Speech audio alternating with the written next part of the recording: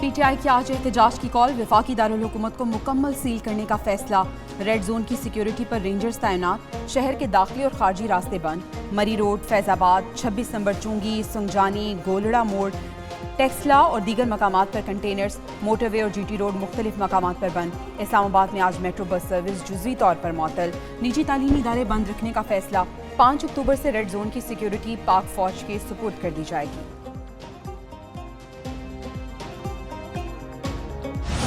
PTI की इस्लामाबाद में D चौक पहुंचने की हिकमत अमली तैयार, मखसूस और तरबियत याफ्ता दस्ता काफिलों से पहले पहुंचाने का फैसला।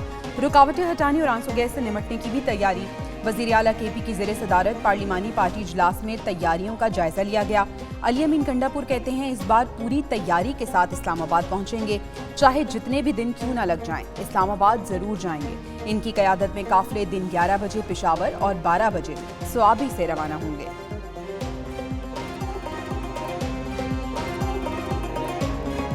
आज एहतजाज किया तो सख्त एक्शन लिया जाएगा, वजीर दाखिला केपी।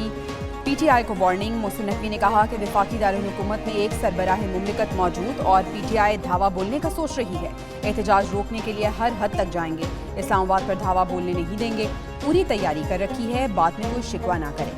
दीगर सरबराहाने मुमलिकत भी आ रहे हैं। एससीओ इजलास के दौरान एहतजाज समझ से बाहर है।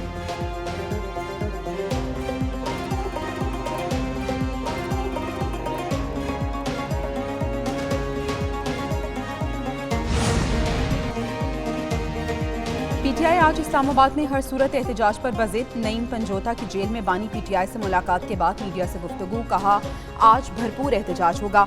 वजीर आला खैबर पख्तूनख्वा अली अमीन गंडापुर भी डी चौक पहुंचेंगे। अपोजिशन लीडर उमर अयूब का भी आज इस्लामाबाद में हर सूरत एहतजाज का ऐलान। मुशीर इत्तलात केपी बैरिस्टर सैफ ने कहा कि पीटीआई कारकुन डी चौक जरूर पहुंचेंगे।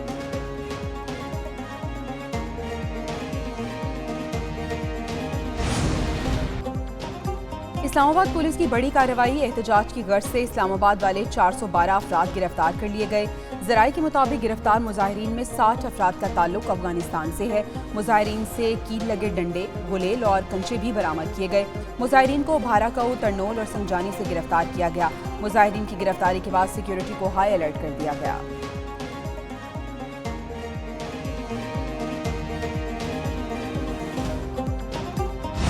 पीटीआई लाशों के ढेर का इंतजार कर रही है। अदलिया से दरख्वास्त है, मुदाखलत करें। सेनेटर फैसल वाबडा की इस्लामाबाद में प्रेस कॉन्फ्रेंस, बोले बानी पीटीआई अपनी सियासत में आखिरी कील ठोंक रहे हैं। ये मासूम लोगों को मरवाने के लिए एहतजाज की कॉल देते हैं। इनको पता है मामला दुरुस्त समत में जा रहे हैं, महंगाई कम हो रही है। अली अमीन गंडापुर अमन व अमान को खराब करने की कोशिश कर रहे हैं। आईन व कानून की धज्जियां उड़ाई जा रही हैं।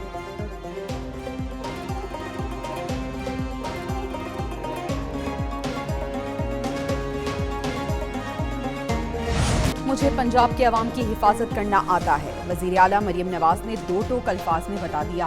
पीटीआई वालों को ज़हनी माजूर भी करार दिया, कहा इनसे कोई काम होता है ना किसी को करने देते हैं। खैबर पख्तूनख्वा को शेल दूसरे सूबे की पुलिस पर बरसाने के लिए नहीं दिए गए। रेस्क्यू की गाड़ियां भी पंजाब पर हमले के लिए लाई गई। जब भी मुल्क में तरक्की होती है, मुस्लिम लीग नून की हुकूमत होती है।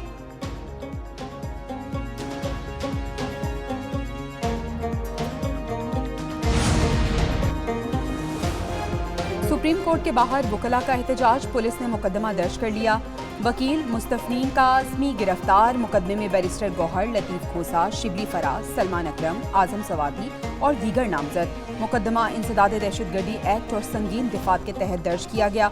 FIR के मुताबिक मुजाहिरीन ने सरकारी इदारे के सरबराह का पुतला जलाया, पुलिस अफसरों और अहलकारों से मज़ाहमत की, संगीन नताइज की धमकियां दी, फैसला रोकने और काम न करने देने की भी धमकी दी गई।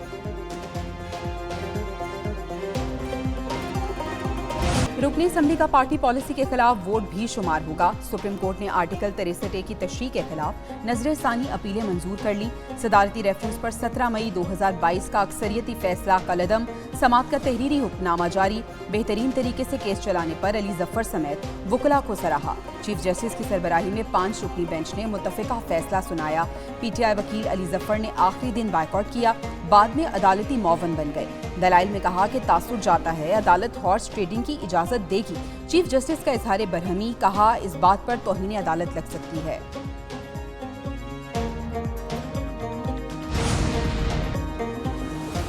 नवंबर में आईनी अदालत अपना काम शुरू कर देगी। साबिक वजीर आजम राजा परवेज अशरफ ने बड़ा दावा कर दिया।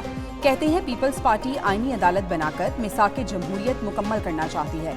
पाकिस्तान को आगे ले जाने के लिए तमाम सियासी कुव्वतों में इत्तफाक राय जरूरी है। मेरे ख्याल में ये बिल अपनी तफसीलात के साथ, उसूल के साथ नहीं, तफसीलात के साथ इस काबिल नहीं है कि उसको पास किया जाए, उसको सपोर्ट किया जाए, और हम किसी भी कीमत पर हुकूमत के साथ प्लस होने के लिए आमादा नहीं हैं। फजलुर रहमान का आईनी तरमीम पर हुकूमत की हिमायत न करने का ऐलान। तरमीम शंघाई ताउन तंजीम इजलास तक मौखर करने का मुतालबा। अपोजिशन को भी एहतजाज न करने का मशवरा। सरबराह JUI ने कहा कि हुकूमत तरमीम के लिए जल्दी में क्यों है। 63A का फैसला खरीदो फरोख्त का बाइस नहीं बनना चाहिए।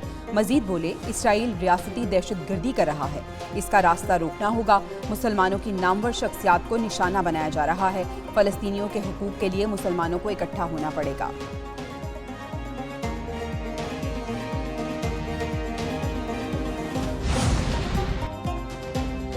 मलेशिया के वजीर आजम को निशाने पाकिस्तान अता। ऐवान सदर में पुरवकार तकरीब। सदर आसिफ जरदारी ने मलेशियन वजीर आजम अनवर इब्राहिम को निशाने पाकिस्तान से नवाजा। तकरीब में वजीर आजम शहबाज शरीफ, चेयरमैन सेनेट और स्पीकर कौमी असम्बली की शिरकत। Chairman joint chiefs of staff committee और तीनों मुसल्लह अफवाज के सरबराह भी शरीक हुए।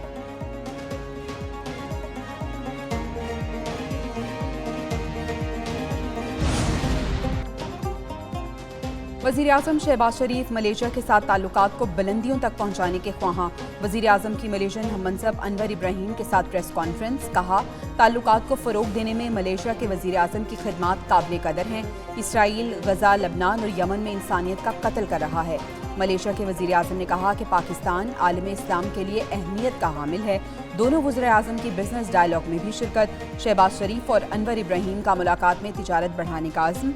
मौजूद मेहमान को वज़ीर आज़म हाउस आमद पर गार्ड ऑफ ऑनर पेश।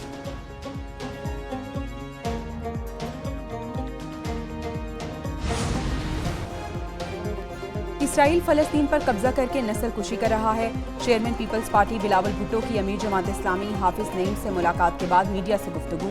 कहते हैं सियासी इख्तलाफात अपनी जगह, मगर फ़लस्तीन और मुस्लिम उल्मा के मसले पर सब एक पेज पर हैं। हाफिज नईम बोले, इसराइल गजा में फ़लस्तीनियों की नस्ल कुशी कर रहा है।